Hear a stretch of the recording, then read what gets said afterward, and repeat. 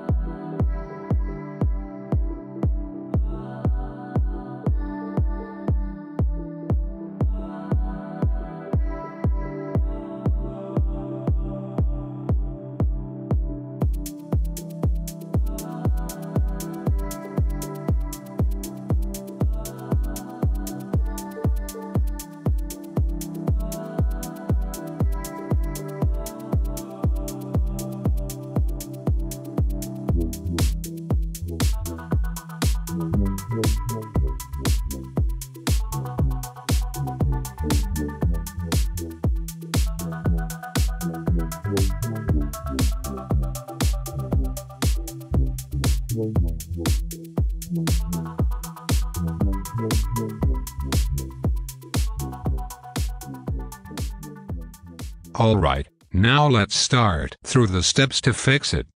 Before begin, stop all the running XAMPP actions. Then, click on Apache Config. And, from the drop-down, select Apache httpd.conf. After that, scroll down. Next, look for the tag directory. Once you find, change Denied from All to Allow from All. After that, go to File and click on Save. Now, close these windows and start your XAMPP actions.